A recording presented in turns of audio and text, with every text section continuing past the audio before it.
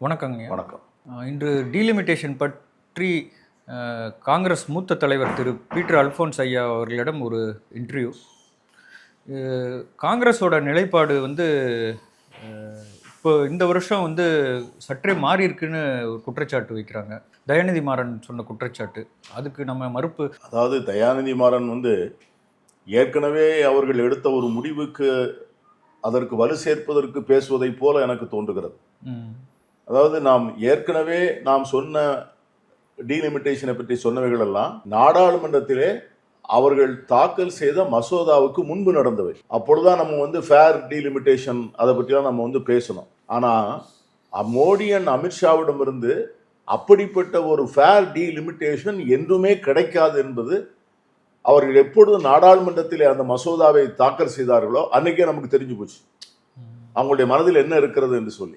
அதை நம்ம தோலுரித்து காண்பித்த பிறகுதான் அமித்ஷா உடையாந்து இல்ல நான் 50% எப்பவுமே கொண்டாந்துடுறேன், 1 மணி நேரம் பொறுங்க அப்படின்னு சொல்லி அவர் ரொம்ப அசிங்கப்பட்டு போனார். அதுல நாம் இவர்களிடமிருந்து எந்த ஃபேர்னஸ், அதாவது ஒரு நீதி நியாயம் எல்லோரையும் அரவணைத்துக் கொள்ள கூடிய ஒரு மனப்பாங்கை மோடியிடமிருந்தும் அமித்ஷாவிடமிருந்தும் ஒரு நாளும் தென்னிந்திய மக்கள் எதிர்பார்க்க முடியாது. அதை அரசியல் சாசன சட்ட திருத்தத்தின் மூலமாகத்தான் நம்முடைய உரிமைகளை நாம் உறுதி செய்ய கொள்ள வேண்டும். அந்த அரசியல் சாசன சட்ட உரிமை நமக்கு தரப்படவில்லை என்று சொன்னால் இந்நேரம் நாம் எல்லாரும் இதற்குள்ள நாம் 2ஆம் தர குடிமக்களாக ஏற்கனவே மாறி இருப்போம். அன்னை இந்திரா காந்தி அவர்கள் 25 ஆண்டுகள் இந்த மக்கள் தொகை சரிசமமாக்கப்படுகின்ற வரை இந்த நிலை தொடரும் என்று அவர்கள் எடுத்த அந்த முடிவு, அதற்கு அடுத்து அடல் பிஹாரி வாஜ்பாய் அவர்கள் அன்றைக்கு இருந்த காங்கிரஸ் கொண்ட கட்சிகள் கொடுத்த அழுத்தம், மாநில கட்சிகள் கொடுத்த அழுத்தத்தின் காரணமாக அவர் எடுத்த 25 ஆண்டுகளின் முடிவுகளின் காரணமாகத்தான் நாம் இன்று பாதுகாப்பாக இருக்கிறோம். இந்த அரசியல் சாசன சட்ட திருத்தம் மட்டும் இல்லைன்னு வச்சுங்க, மோடி என்றைக்கு பிரதமர் ஆனாரோ அன்றைக்கே நம்முடைய நிலைமை முடிஞ்சிருக்கும். போன தேர்தலையே அவர் இதை பண்ணியிருப்பார். அந்த அரசியல் சாசன சட்ட பாதுகாப்பு நமக்கு இருக்க போய்தான் மோடியால் நம்மை கை வைக்க முடியல. இப்ப அவங்க என்ன நினைக்கிறாங்கன்னா, அரசியல் சாசன சட்டத்தை இந்த தேசம் ஒன்றாக இருப்பதற்காக நம்முடைய முன்னோர்கள் ஏற்பாடு செய்த மகத்தான கருவி என்று அவர் நினைக்கல. மாறாக என்ன நினைக்கிறாங்கன்னா, அவங்களுடைய தவறான கொள்கைகளை அமுல்படுத்துவதற்கு இருக்கின்ற தடையாக அரசியல் சாசன சட்டத்தை பார்க்கறாங்க. ஆகவேதான் அரசியல் சாசன சட்டத்தை உள்ளே நுழைஞ்சு அதை உடைச்சு தூர எரிஞ்சுட்டா தன்னை கேட்பதற்கு ஆள் கிடையாது, தங்களை யாரும் கட்டுப்படுத்த முடியாது, நாம் நினைத்ததெல்லாம் செய்யலாம் என்று அவர்கள் நினைப்பதற்கு காரணம் இன்னைக்கு இந்த அரசியல் சாசன சட்டம் அவர்களுக்கு மேலே ஒரு கத்தி போல தொங்கி கொண்டிருக்கிறது. ஆகவேதான் நாம் ரொம்ப கவனமா இருக்கணும். இப்பொழுது என்ன நினைக்கிறார்கள் என்று சொன்னால், அவர்கள் ஒரு சட்டத்தை அமுல்படுத்துவதன் மூலம் நமக்கு அரசியல் சாசன சட்ட உரிமையாக இருக்கக்கூடிய இந்த தொகுதி மறுவரையை ஒரு மியர் ஸ்டாட்யூட்டரி ரைட்டாக மாற்ற பார்க்கிறார். ஒரு what is a constitutional right, அதை ஒரு ஸ்டாட்யூட்டரி ரைட்டாக மாற்ற பார்க்கிறாங்க. கான்ஸ்டிடியூஷனல் ரைட்டா இருந்தா தான் நமக்கு இது என்றைக்குமே நமக்கு இது பயன் தரக்கூடிய ஒரு ஏற்பாடாக இருக்கும். ஏன்னா இதுல 2/3 மெஜாரிட்டி வேணும். இப்ப இதை ஒரு சாதாரண சட்டமாக இருந்துன்னு வச்சுங்க, இதற்குள்ள பாருங்க பாராளுமன்றத்தில் எதிர்கட்சிகள் இல்லாமலேயே 10 சட்டத்தை இதுவரைக்கும் நிறைவேற்றிருக்காங்க. அவங்களுக்கு யாரும் சட்டமன்றத்துக்கு பாராளுமன்றத்துக்குள்ள இருக்கணுங்கிற அவசியமும் இல்லை, அவங்க பாராளுமன்றத்தை மதிக்க போறதும் இல்லை, அவங்க பாராளுமன்றத்திற்கு வரப்போவதும் இல்லை. அவங்களுக்கு வேண்டியதெல்லாம் அவர்கள் நினைத்ததை நம்ம நடத்த வேண்டும். அதற்கு யாரெல்லாம் தடையாக இருக்கிறார்களோ அவர்களை தேச விரோதிகள் என்று சொல்லணும். அவர்கள் மேல என்ஃபோர்ஸ்மெண்ட் டைரக்டரேட் ஏவணும், சிபிஐ ஏவணும், வருமான வரித்துறை ஏவணும், பொய் வழக்கு போடணும். இது எல்லாவற்றிற்கும் பயப்படாத ஒரே தலைவர் ராகுல் காந்தி. மற்ற தலைவர்கள் எல்லாம் ஒரு கட்டத்துக்கு மேல அவங்களால நிற்க முடியல. சரத்பவார் ஆகட்டும், மமதா பானர்ஜி ஆகட்டும், நவீன் பட்நாயக் ஆகட்டும், உத்தவ் தாக்கரே ஆகட்டும், எல்லாரும் ஒரு கட்டத்துக்கு மேல மோடி அமித்ஷா மேல பயப்பட மாட்டாங்க. ஏன்னா எல்லாருக்கும் பயம் இருக்கு, ஜெயிலுக்கு போக பயம் இருக்கு, உயிருக்கு பயம் இருக்கு. உயிருக்கு பயமும் ஜெயிலுக்கு போக பயமும் இல்லாத ஒரே தலைவர் ராகுல் காந்தி மட்டும்தான். அதனாலதான் அவர் அதை எதிர்த்து நிற்கிறார். ஆகவே இன்னைக்கு நாம ரொம்ப கவனமா இருக்கணும். தென்னிந்திய மாநிலங்கள் மோடி அமித்ஷா சொல்றதை நம்பி ஏமாந்துடக்கூடாது. அவங்க இந்த 50 விழுக்காடு கூட்டுறோம்னு சொல்றது அதை மேலோட்டமா பார்த்தா அது ரொம்ப கவர்ச்சியா தெரியும். அது வந்து நம்முடைய ராமாயணத்தில் வருகிற மாரிசமான் மாதிரி. எப்படி சீதையை ஏமாற்றுவதற்காக ராவணன் வந்து மாரிசமான ஏற்பாடு செய்தானோ, அதை போல நம்முடைய தென்னிந்தியாவில் இருக்கிற சில அரசியல் கட்சிகளையும் பொதுமக்களையும் ஏமாற்றுவதற்கு மோடி அரசும் அமித்ஷாவும் சேர்ந்து ஏற்பாடு செய்திருக்கிற அந்த ஏற்பாடு தான் இந்த 50 விழுக்காடு என்கிற கூட்டி தருகிறோம் எல்லோருக்கும் என்று சொல்லுகிற மாரிசமா. அது 50 விழுக்காடு கூட்டிக்கு வந்தாலும் நம்முடைய பாராளுமன்ற பிரசன்ஸ் அது வந்து என்ன ஆகும்? அது வந்து உத்தரப்பிரதேசம், பீகார், ராஜஸ்தான், மத்திய பிரதேஷ் அந்த பெரும்பான்மையான ஜனத்தொகை கொண்டிருக்கின்ற மாநிலங்களுடைய உறுப்பினர்கள் எண்ணிக்கை கூடுகின்ற போது அவருடைய எண்ணிக்கை மிக அதிகமாக கூடி நம்ம வந்து நம்முடைய குரலை பாராளுமன்றத்திற்குள்ள வந்து அப்படியே ஸ்ட்ராங்குலேட் பண்ணிடுவோம். இன்னைக்கு வந்து வடகிழக்கு மாநிலங்களை பார்க்குறோம். இன்னைக்கு வடகிழக்கு மாநிலங்களில் என்னாச்சு? அவங்க வந்து 25 பேர் இருக்காங்க. இந்த 25 பேரும் துண்டு துண்டாக இருக்கிறாங்க. மிசோரம், மேகாலயா, அசாம், மணிப்பூர், திரிபுரா. இவங்க யாராவது என்னைக்காவது பாராளுமன்றத்தில் இவர்கள் பேசுகிற பிரச்சனைகள் மக்கள் கவனத்தை ஈர்த்திருக்கிறதா? பாராளுமன்றத்தினுடைய அமைச்சருடைய கவனத்தை ஈர்த்திருக்கிறதா? பொதுமக்களுடைய கவனத்தை ஈர்க்கின்ற வகையிலே செய்தி ஊடகங்களிலே தலைப்புச் செய்திகளாக வருகிறதா? இல்லை. ஏன்? அவங்கள்ட்ட வந்து உறுப்பினர் மெம்பர்கள் இல்லை. நம்மையும் அதை போல் ஆக்கத்தான் இவர்கள் இப்பொழுது சதி செய்கிறார்கள். இன்னைக்கு வடகிழக்கு மாநிலங்களுக்கு என்ன ஏற்பாடு நடந்தது, என்ன நிலைமை இருக்கிறதோ அதே நிலைதான் நாளைக்கு தமிழகத்திற்கும், கேரளாவுக்கும், ஆந்திராவுக்கும், தெலுங்கானாவுக்கும், கர்நாடகாவுக்கும் வருவதற்குமான ஏற்பாடு தான் இந்த 50 விழுக்காடு கூட்டி தருகிறோம், 50 விழுக்காடு கூட்டி தருகிறோம். அதில் இன்னொன்று சொல்கிறேன். இன்னைக்கு வந்து இந்த கான்ஸ்டிடியூஷனல் அமெண்ட்மெண்ட்டுக்கு வந்து பாராளுமன்றத்தில் வந்து லோக்சபாவில் 2 தடவை மெஜாரிட்டி கிடைக்கலன்னா நம்முடைய ஏற்பாடு அரசியல் சாசன சட்டம் என்ன இருக்குன்னா ஜாயிண்ட் சிட்டிங் போட்டுக்கலான் இருக்கு. பார்லமெண்ட்ல லோக்சபாவும் ராஜ்யசபாவும் சேர்ந்து வாக்கெடுப்பு. இவங்க வந்து செய்திருக்கிற ஏற்பாட்டில் பாராளுமன்றத்தில் லோக்சபாவில் வந்து 850 900 சீட்டு அதிகமாகி ராஜ்யசபா சீட்டு வந்து இன்னைக்கு இருக்கிற நம்பர்ல இருந்துன்னு வச்சுக்கோங்க. அந்த ஜாயிண்ட் சிட்டிங் என்ன ஆகும்? அந்த ஜாயிண்ட் சிட்டிங்னால என்ன பிரயோஜனம்?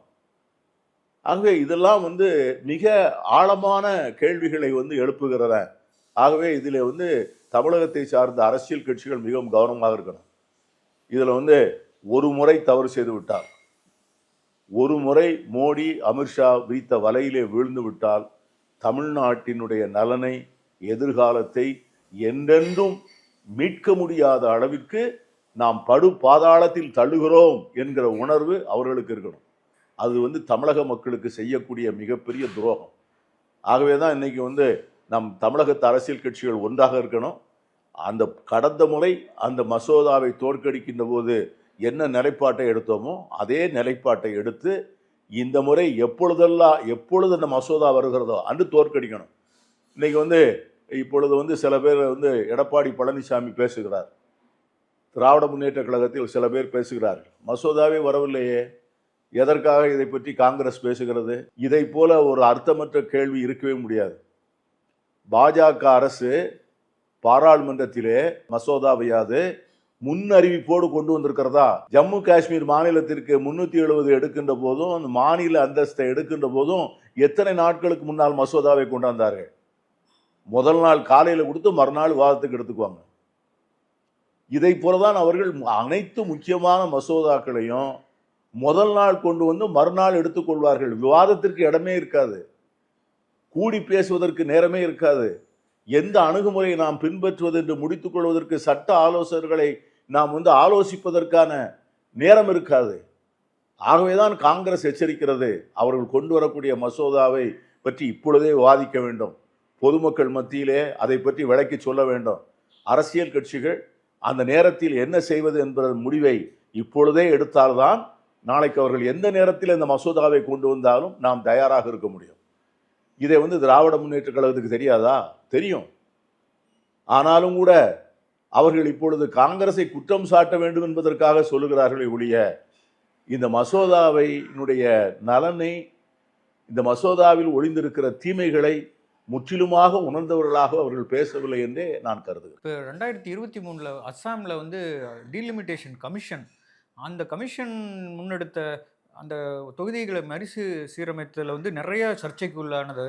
நிறைய எதிர்க்கட்சிகள் வந்து சிறுபான்மையினர் அதிகமாக இருக்கிற பகுதிகளை வந்து பொது தொகுதியிலிருந்து பிரித்து தனி தொகுதியாக்கி அவர்கள் வெற்றி பெறும் வாய்ப்பை குறைத்து விட்டதாக குற்றம் சாட்டுகின்றன. அது மாதிரி இந்தியா ஃபுல்லாக இவங்க பண்ணுறதுக்கு வாய்ப்பு இருக்குன்னு சொல்கிறாங்க. அதாவது இப்போ இப்போ மோடியும் அமித்ஷாவும் இந்த டீலிமிட்டேஷனை கொண்டு வர வேண்டும் என்று நினைப்பதனுடைய முக்கியமான நோக்கமே பாராளுமன்றத்திலே எண்ணிக்கையை வந்து கூட்டணும் என்பது அல்ல, மகளிருக்கான இட ஒதுக்கீடு கொடுக்க வேண்டும் என்பது அல்ல. அவருடைய முக்கியமான நோக்கமே அப்படின்னு கேட்டீங்கன்னா தொகுதிகளை மறுவரை செய்ய வேணும். அதுதான் அவங்களுக்கு இப்ப இருக்கிற ஒரு அவங்களுடைய ஹிடன் அஜெண்டா அதுதான். ஏன்னா அவர்களுக்கு 2029 தேர்தலை அவர்கள் பார்க்கின்ற போது தெரிகிறது, இன்னைக்கு இருக்கிற இந்த நம்பர், இன்னைக்கு இருக்கிற present strength of the Lok Sabha, இன்னைக்கு இருக்கிற தொகுதிகளுடைய வரையறை இப்படியே இருந்தால் தாங்கள் தோற்பது 100 விழுக்காடு உறுதி என்று அவர்களுக்கு தெரியும். ஆகவே அந்த தோல்வியை வந்து எப்படி தவிர்ப்பது என்பதற்காக பலவிதமான குயுக்திகள், ஷார்ட்கட் மெத்தட்ஸ், அதை வந்து கான்ஸ்டிடியூஷன்ங்கிற போர்வையில கொண்டு வருவதற்கு முயற்சிக்கிறாங்க. அதுதான் வந்து இந்த டீலிமிட்டேஷன், மறுவரையறை. இவர்கள் இந்த மறுவரையறை எப்படி செய்வாருங்கிறத நம்ம 2 மாநிலத்துல பார்த்துட்டோம். ஒன்று அசாம், இன்னொன்று காஷ்மீர். இந்த 2 மாநிலங்கள்லையும் இவங்க தொகுதிகளை வந்து எப்படி வரையறை செய்து கொண்டார்கள் என்பதற்கு அசாமில் வந்து உதாரணம். அசாமில் காங்கிரஸ் கட்சி ஒரு சாதாரணமாக ஒரு 40-45 தொகுதிகளிலே வெற்றி பெறக்கூடிய ஒரு இயல்பான சூழல் எப்பொழுதுமே உண்டு. அதாவது பாஜகவுக்கு என்ன நேர்ந்தாலும் வாக்களிக்காத, அவர்களிடம் பாதுகாப்பே உணர முடியாத சிறுபான்மை மக்கள் ஒரு நாளும் பாஜகவுக்கு வாக்களிக்க மாட்டோம் அப்படிங்கிற முடிவோடு இருக்கக்கூடிய அந்த சிறுபான்மை மக்கள், பட்டியலின மக்கள், பழங்குடி மக்கள், இந்த வகுப்புவாத அரசியலுக்கு எதிரான அணுகுமுறையை கொண்ட நேர்மறையாக சிந்திக்கக்கூடிய குடிமக்கள், இவங்க வந்து இருக்கக்கூடிய கான்ஸ்டுவன்சிகளை வந்து அடையாளம் கண்டு அந்த கான்ஸ்டுவன்சியை என்ன பண்ணாங்கன்னு கேட்டீங்கன்னா சின்ன பின்னமாக்கி விட்டாங்க. அதாவது ஒரு தொகுதியில வந்து ஒரு கணிசமான சிறுபான்மை வாக்காளர்கள் இருந்தால் அந்த தொகுதியில வந்து காங்கிரஸ் ஜெயிக்கக்கூடிய வாய்ப்பு உண்டு. அவர்கள் வந்து ஒட்டுமொத்தமா வாக்களித்தால் ஏற்கனவே இருக்க வாக்குகளோடு, காங்கிரஸுக்கு இருக்கிற வாக்குகளோடு அந்த வாக்குகள் சேர்கின்ற போது அங்க காங்கிரஸ் வந்து வெற்றி பெறும். இவங்க என்ன செய்தார்கள் என்று சொன்னால், எங்கெல்லாம் சிறுபான்மை மக்கள் இருக்கிறார்களோ தொகுதிகளை எல்லாம் துண்டாடி அவைகளெல்லாம் ஒன்றாக்கி அவைகளை வந்து ஒரு 5-6 தொகுதிக்குள்ள அந்த என்டையர் பாப்புலேஷனை கொண்டாந்தாங்க. அதனால என்ன ஆச்சுன்னு கேட்டீங்கன்னா, அந்த 5-6 தொகுதியில மட்டும் அந்த இஸ்லாமிய வேட்பாளர்கள் வெற்றி பெற்று விடுவார்கள். அவங்க அதை பற்றி கவலைப்படலை. ஆனால் மற்ற 40 தொகுதிகளிலே அவர்கள் பாஜக வெற்றி பெறக்கூடிய வகையிலே அந்த தொகுதிகளை மாற்றி அமைத்துக் கொண்டார். அதே மாதிரி தான் ஜம்மு அண்ட் காஷ்மீர்லையும் இன்றைக்கும் அவர்கள் வந்து அதைத்தான் செய்ய நினைக்கிறார்கள். தொகுதி மறுவரை என்கிற பேர்ல உத்தரப்பிரதேசத்தில், பீகாரில் மற்றும் முக்கியமான பெரிய மாநிலங்களில், மேற்கு வங்க மாநிலத்தில், மகாராஷ்டிராவில், தமிழ்நாட்டில், கர்நாடகாவில், கேரளாவில் எங்கெல்லாம் வந்து அவர்களுக்கு சார்பான ஒரு கான்ஸ்டுவன்சியை, ஒரு தொகுதியை உருவாக்க முடியுமோ அதை மாதிரி வந்து அந்த தொகுதியை அமைப்பாங்க. இதில் என்ன பெரிய நமக்கு இருக்கிற ஒரு பாதகமான நிலைப்பாடு என்ன, இந்த டீலிமிட்டேஷன் கமிஷன் இருக்கு பாருங்க, இந்த டீலிமிட்டேஷன் கமிஷன் வந்து மோடி அப்பாயின்ட் பண்ண அவ்வளவுதான்.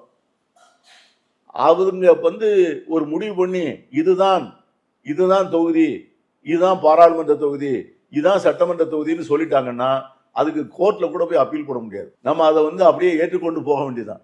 ஏன்னா அந்த சட்டத்திலே வந்து நீதிமன்றங்களுக்கு வந்து அதிகாரம் இல்லை என்று சொல்லப்பட்டிருக்கிறது. ஆகவே இந்த டீலிமிட்டேஷன்ங்கிறது அவங்க வந்து இது ஆங்கிலத்தில் வந்து ஜெரிமாண்டரிங் என்று சொல்வார். அதாவது தொகுதிகளை வந்து தங்களுக்கு ஆளுங்கட்சிக்கு சார்பாக அந்த தொகுதிகளினுடைய எண்ணிக்கையும் பாப்புலேஷனையும் மக்கள், அதாவது டெமோக்ரஸியையும் தங்களுக்கு சார்பாக ஆதரவாக மாற்றிக்கொள்வது. அதுதான் தமிழ்நாட்டில் நாம் ரொம்ப கவனமாக இருக்க வேண்டும். இந்த டீலிமிட்டேஷன், ஃபேர் டீலிமிட்டேஷன் என்று சொல்லுகின்றவர்கள் இந்த ஜெரிமாண்டரிங்கை பற்றி மிகவும் கவனமாக இருக்க வேண்டும். நன்றிங்க.